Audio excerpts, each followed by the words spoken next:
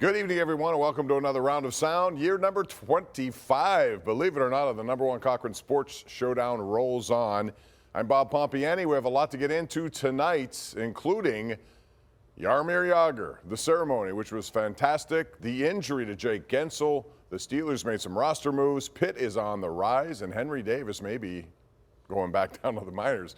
All these topics tonight, and here's your panel to discuss. We have Joe Starkey, the Joe Show now, all by himself, Monday through Friday, 10 to 2 on 93.7 The Fan. In the middle, Mark Kaboly, the listeners, from The Athletic, who covers the Steelers so well, and Chris Mueller, PM team, award-winning PM team, over to the far left of them, far right for me, wherever you're watching this from. All right.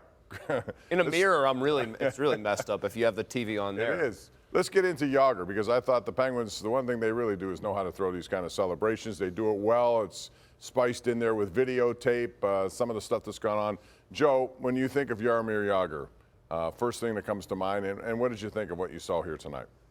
Well, other than my personal battles with him, what I saw tonight was goosebump raising, really. It was. The two coolest things were him coming out for practice and him coming out for warm-up. And I couldn't have been the only one thinking, play him for sign him. Did he sign him? It's probably one of your best, one of your best 12 forwards. You need him out there. It couldn't might help the power play. Right? Park him in front, actually. Literally goosebumps. The Penguins do those things so good. He was great with his speech today.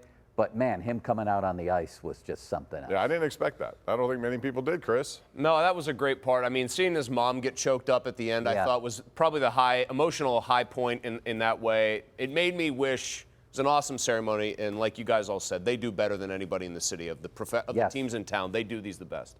But knowing that his father had passed a year ago, I wanted, even though obviously this was a great night, there was part of me that wanted it to be earlier than this. Both of his parents have seen it.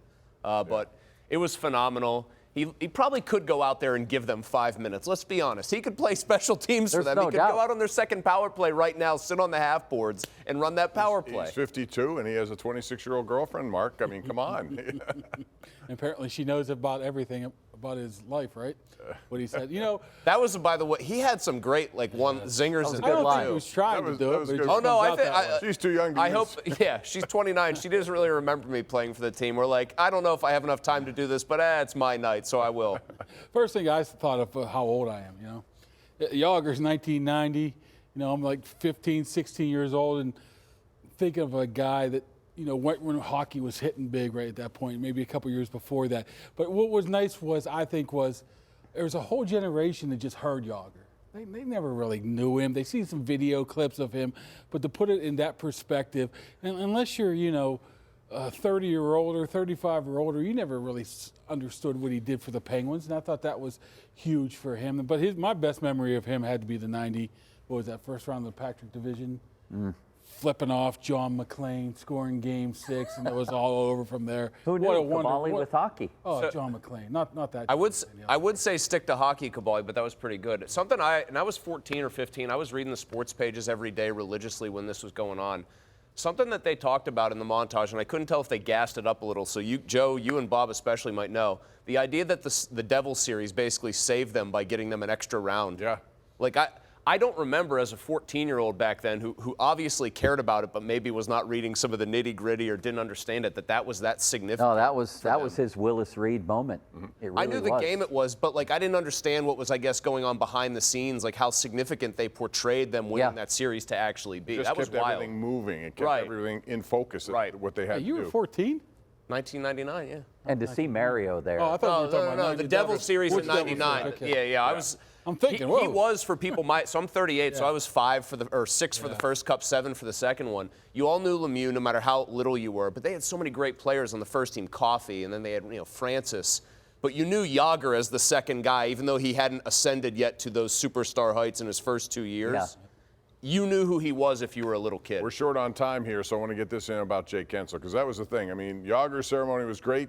But the Penguins have to dig out of where they are, Joe, without Jake Gensel, which leads to two problems. Number one, they're losing their best scorer, at least sniper, in terms of goals that he's been able to produce, although Crosby this year is that man. But number two, they don't know at this point which direction they're going to go, it looks like, at the trade deadline. What do you suggest they do?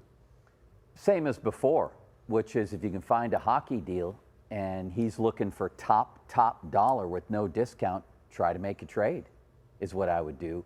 Now you have to hope that if deadline's here and he's still not back, that teams are buying that he will be back soon. But in the meantime, it's Raquel time on the top line. Yeah, but do you think that's Dubas' choice, though? You know, he might be told from up above to say, we want one last chance at this, and the best chance you have is Gensel on this. But they better sign him then. They got to come up with the I mean, one has to be associated with the other. Well, I'm the Penguins nihilist here, so I'll take the third door. I mean, Joe's right. If you can make a hockey trade, we saw Neil for Hornquist yield cups for them because it scratched the itch that they had on the roster. But failing that, just wait for him to get back, hope you're still in it, and try to make a push. Do you really think next year is going to be better? And if he walks, by the way, in the offseason, okay, so what? When the reckoning comes for this 20-year or so run they're going to end up having of the salary cap era, one Jake Gensel trade getting made or not getting made isn't going to stem the tide, in my opinion. But you can't let him walk. That's your most valuable tradable asset. Still maybe. get $6 million off the books where you can at least start trying to find players. Yeah, you'd be hard-pressed to find somebody like him, though. You're not gonna, but you might be able to build a little bit more of a well-rounded team because they are one top-heavy outfit. I think it's going to be fascinating coming up. That's just in a couple of weeks. And we are going to switch topics when we come back, talk about the Steelers. And they had a busy week, and they're going to have a busier 2 weeks ahead. We'll talk about what they're doing and maybe what they should do on this 25th year anniversary of the #1 Cochran Sports Showdown. All right, the Steelers were busy this week by trimming their roster. Mitch Trubisky, it's no surprise, released. So that leaves one guy in the quarterback room. They also got rid of Presley Harvin and Chuksa Okorafor. Mark Kaboly, you're over there all the time. So what does this indicate for the quarterback room, given the fact that there could be some maybe difference of opinions of who some of these players want to play with at quarterback? Oh, I think it's going to be status quo. I think they're going to offer Mason Rudolph a contract, and it depends on whether or not he takes it, which will move forward with it. They want him back. It's just a matter of if Mason thinks he can find a better place to land somewhere else. You have to take that chance if you're him. How badly do they want him back? They want him back. Because it doesn't seem like they're going after him very aggressively, making him an offer he can't refuse so he doesn't go out and test the market. You still got 3 or 4 weeks to be able to figure this out. You're not going to show your hands right away. Why? Do they really want him back too? If they want Kenny to be the man and they already have their number 2 I think they have no choice. I think they're one of their highest profile guys straight up said, and Deontay's not exactly Mr. like media savvy with some of this stuff. He said, "I hope he wins the job." If you want to pave the road for Kenny Pickett, how does Mason Rudolph being there help? But you have to cover your rear end too, just in case something happens like it did last year, right? You have to make sure there's a guy in place where if Kenny does struggle and if Kenny needs to be pushed, there's a guy I get right that, there. But okay, here's the difference that I would see. The way he closed the season, after last year, Kenny's on the rise. He isn't putting up big statistical games, but he's having these late comebacks in games, and he finishes strong. Everybody thinks, okay, Kenny's the man. Mitch Trubisky, he's your spare tire. You have Mason Rudolph now, and he's the guy with momentum if he's back on your roster next year, heading into next season. Is that bad? Not for me, because I think he's probably the better quarterback. For them, wanting Kenny Pickett to get the shot and be the man and have his teammates galvanized behind him, it might be. Because think about it at camp. The first time Kenny might not look so good, and here's Mason throwing bombs to Pickens. You don't think people there are going to start murmuring? I don't want to hand it to Kenny. I want him to work for it. All right. If it there's not going to be any competition. Unless they, how do you even run it? Unless they make a trade. If Kenny stinks, then Mason will play. But it has only if he stinks in the regular season. And it's his job. And we've already saw precedent of them choosing Mason over Kenny. So if you're Rudolph, you're thinking, I might have the best chance to come back here. And after about 6 games, they're like, okay, if you're Mason, I agree if you're with Mason, that. though, don't you feel like you shouldn't have to have that as your option, your best option? Like, hey, I should be able to compete for this job straight up. I played better in 3 games. That's what he needs to get from them. But he's not. Why would he ever believe that? There's going to be no competition. Why would he ever believe? Why would he ever believe that from them? Tell me how you Unless run. he has, I don't know how you ever believe it, Mark. How would you believe it? I don't if you're think him? you can. I don't think then. But that might be Mason's best opportunity. If you're going to Denver, what type of opportunity is there? You have no relationship with anybody right there. So in his mind, that might be his best option. I agree. He knows the personnel here. The coaches know him. He's had success with some of these guys. And most importantly, the guy in front of him is extremely vulnerable. And they'll probably pay him Mitch type of money. Yes. 2 for 10, 2 for 12, 14, whatever. No. But the other thing is Mike Tomlin's already shown his hand here in that he chose Rudolph over Pickett when Pickett was fully healthy. So even if he says, Pickett's, number one on the depth chart because he was our number one pick, he had a chance to go back to Pickett, and he didn't. I think that would have been in season the way Rudolph had played those two, especially the first game, just putting points on the board for crying out loud. That would have ruined the locker room in a small sample size there. I know we hear Mike always has kind of command of those guys. They all saw how the offense looked. And then after Seattle, it was a no-brainer. Yeah. But the point is, he has now shown he's willing to bench and bury Pickett.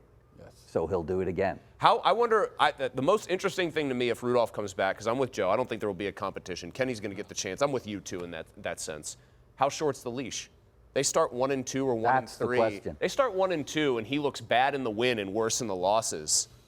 Man, how do you? I don't think that's a bad thing, though. I think that some pressure on the guy might be good. Wouldn't you feel compelled to yank him out of there if you start 1-2 and he just doesn't look good? I would. Like that was Cordell when Maddox came in. Yes, and that was coming off of 3 games in. And that was coming off of a Pro Bowl season the year before. But if you pull him this time, you're basically saying you're done. But Your I career agree. as a Pittsburgh But honestly, Steelers is done. he should be on double secret probation now. He's had every excuse made for him. You better show very quickly in Arthur Smith's offense you're the right guy to run it if you're Kenny Pickett. And if they do, talk about trade still, which I don't think is going to happen now. The more I think about this, the more it will not happen. You're shaking your head, Mark. No. You agree? Yeah. Everyone talked about the Justin Fields thing, and I still believe they'll trade him. Although if I were them, I would not. I'd double down. I would just load up on more picks and try to surround him. But do you think it's dead, Joe, the Justin Fields talk here? I mean, I don't know if it was ever alive. I wish it wasn't dead, but it doesn't seem like they're the types that are going to do that, does it? Does that seem like a Steeler move? But if they did it, that would be the end of Kenny Pickett, right? It's You just- couldn't make him be a backup. I don't know about you guys. That's just too much risk for me, the Justin Fields. You're giving up 2 picks. You're guaranteeing him $25 million over 2 years. And if for a guy that's, you're not sure about him, you're really taking a chance. I'd rather take a risk I think than he's be got safe, big than be risk. safe and go to camp It's a big with risk, Pickett but and he's Rudolph. got big talent, and if he harnesses that talent, then suddenly you are a contender. Yeah. That's why I would report that I like risk. big swings at the quarterback spot. I agree with the that. Niners as an example. It's almost like it's Starkey and Mueller again, sitting here agreeing with each other. We're due for a break. When we come back, we're going to talk about the Pitt Panthers are on the rise right now, and how far can they take this? Will they get in the NCAA tournament without being one of those first 4 teams? We'll talk about it when we come back right here on the #1 Cochran Sports Showdown.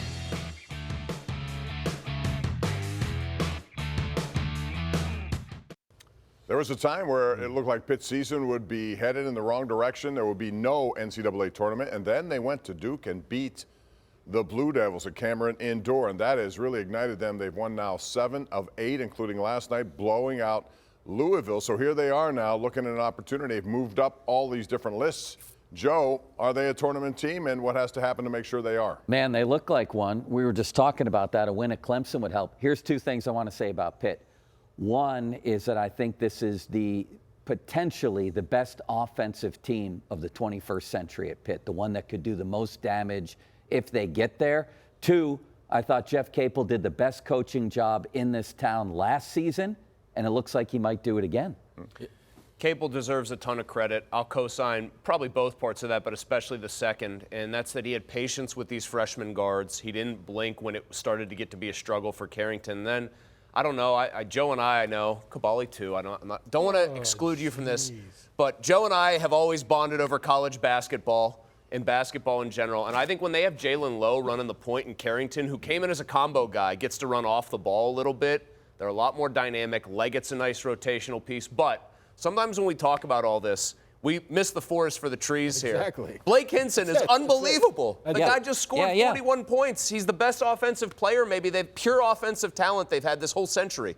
Could be. He might be. As long as he keeps scoring 30, 35 points, they're a tournament team. They are a tournament team right now, which is the only way you can really answer that question, because there are teams that looked good in the early part of the season who have flagged a little bit. But they wouldn't be if they chose the tournament today. They wouldn't be. They'd be out, but they're a tournament quality team. Yeah. Right today, they're one of the best That's why 68 those 2 next teams. games are I big think they're one of the games best coming up. 50 teams in the country. They can do some real damage if they get there, because the tournament has always been. You see this with Purdue all the time with Edey. It's a guards tournament. All guards. It's a guard-oriented two tournament. freshman guards. How many guards do you? And Hinson plays like a swingman. They got 4 or 5 guys back there that I trust and feel good about in any given game. But therein lies the rub also, Mark, because they can go cold. And when they do, I don't know if they have the inside game to be able to deal with some of these teams they may be playing in an NCAA tournament field. Yeah, I don't think there's too many teams that has a over-the-top strong inside game. It's more of a gory-oriented basketball. Matchups matter. Anymore. The style. Yeah, Do you so mean it like? definitely Do you guys matchups. mean scoring though? Because I don't want to. I almost fell into that trap of saying that Federico's. He makes Chris Taft look like Hakeem Olajuwon as far as moves. But I'm just talking about if they go but cold from the outside. do rebound well, and they did offensive rebound well. Granted, Louisville's like I don't know, they're like a quad A team right now they're not in the very WPIAL. good. They're horrible, but they do rebound still, and they do play good enough. defense. I think they try to D up. I think Capel does get these guys. You notice this, Joe? I think one of the great coaching things he's done is they were hunting Hinson's shot more than Hinson was hunting it to get to 40. And none of these guys seem like when they get on a roll that they've got to keep throwing heat checks up there. They do play well as a team and seem to share the ball well. Even when one guy gets rolling, they still hunt the open shot. Yeah, all we talked about when they used to get eliminated under Ben Howland and Jamie was, man, the other team has guys who can create their own shots. This team has at least 2, probably 3 or 4 guys that can do that. They could be trouble. They could go cold and More they'd be out importantly, in one guys round. who want to do that. How many years did Pitt not have a guy who seemed like he wanted to take the big shot? When Yeah, the they're chips always were on the afraid, always table? defer. Man, And Blake. now they have guys who want to I do think it. Blake Hinson takes one step across half court in a tie game, and he feels like, all right, it's Blake time now. But you have to be cognizant of the fact in the tournament, top 60, whatever, 6 teams, that there's going to be good enough players to take Hinson out. So you're going to need Louisville- that secondary scoring. They have a lot of Louisville work to did do to not get do there. that. They I think do. that's They the need to point be. here. They need to go Wake Forest and ideally 2-0 against Clemson and Wake Forest. But if you could pick one of those games to win, it's on the road at Clemson because they're right now about a 5 seed in the tournament. Hey, but Yeah, you know, the other thing is they're going to get a double bye into the ACC tournament. And last year they didn't get that.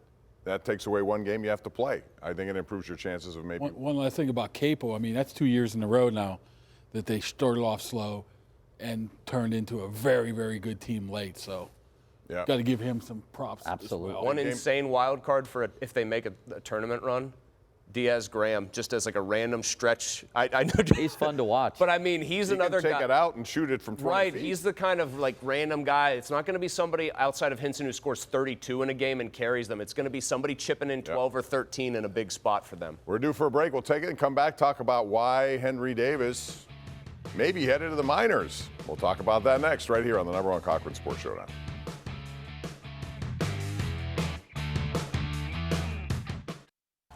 All right, we told you 25 years of covering sports with the #1 Cochran Sports Showdown. And, of course, today the big thing was Jaromir Jagr. We take you back when he was playing here as a rookie and his development, 5 scoring championships in 11 years in Pittsburgh. And now the raising of the banner. It'll be always up there, number 68 by 21 and 66. Now we're going to talk about the Pirates. They haven't raised many things here lately, and they're going to try to do something like raise their win total. The first thing that has to happen is they got to get more pitching, but also they need to figure out who's their catcher. Joe Starkey, you look at them, and they brought in Grandal. Okay, fine. Andy Rodriguez goes out with an injury, so maybe they needed somebody else. But immediately it was believed that Henry Davis is going to be their catcher. Now there's talk that he may not start up here. Should he be the starting catcher, or is he not ready, or what do they do with him, given the fact he played outfield last year? What are we doing here with Henry Davis? What are they doing? They told if they wanted him to be their catcher, or one of them, they thought, to be fair, they thought Endy at the end of last year. Right. Why didn't he catch it all last season? Why? In meaningless games down the stretch. I know. Now you're telling me that this guy's going to start? I know. What if he hits the cover off the ball in spring training and they still send him to the minors to catch? And they Yes, need hitting. Mosey in the back. Thank you, Mr. Starkey. He can't catch, and they know he can't catch at the major But why I are they agree. drafting them? I think Why that- would you take I a think guy? they took a calculated risk. There were whispers when they drafted him. Well, that's fine if you're going to use it on other guys now with the way the slotting works and it's not just spend willy-nilly. But they, I think, took a calculated risk. They knew when they drafted him that he had some questions about his ability to actually call a game and whatever, play catcher at the major league level defensively. And I think it's pretty obvious the way that they've handled him, guys. They don't think he can do it. I really don't He's think in a competition with Ali Sanchez, right? Right. And the human rain delay. Yeah, exactly. The number 1 overall They're pick not even is listing him competing as with a those guys. catcher on their depth chart on the official Pirate website. Because they know he's not one, and everything else is kind of, we're kind of just whistling here past the old career graveyard, wondering where he's actually going to end up, because it's not going to be behind the plate. That's fine. If he's not behind the plate, make that decision. Put him out in the outfield. Yes. Put him at DH. Let him hopefully hit 25 to 30 home runs, where you could be a little bit light on the power this year, depending on what Cruz does, depending on whoever does. Make him just a guy that's going to go out there and hit the ball for you. Put him in the outfield. Right, put him at first base. If he hits, put him at DH. Do not send him to the minor They leagues. took Neil Walker 11th overall as a catcher. Nobody remembered that when he was a really good second baseman. They won't remember if this guy can hit that he was drafted as a catcher. And he's got to hit better than Neil did, too. For a number 1 overall pick, he better drive the ball, right?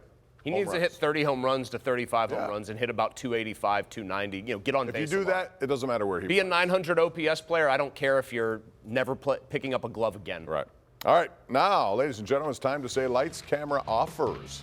Because it's auto show time at all number 1 Cochran locations with 19, yeah, you heard me right, 19 new car brands. All the stars have taken center stage, and so have number 1 Cochran's crowd-pleasing offers. Low lease payments, exceptional finance rates, incredible buy 4 specials. Visit your local number 1 Cochran store right now during auto show time, or buy online with Expressway at Cochran.com, and we'll be right back. All right. We're out of time, so thank you for joining us here. We'll do it again next Sunday night, 11:35. Thank you to these 3 gentlemen, and thank you for joining us here on the number 1 Cochran Sports Showdown, year number 25. We hope there are 25 more at least. Good night.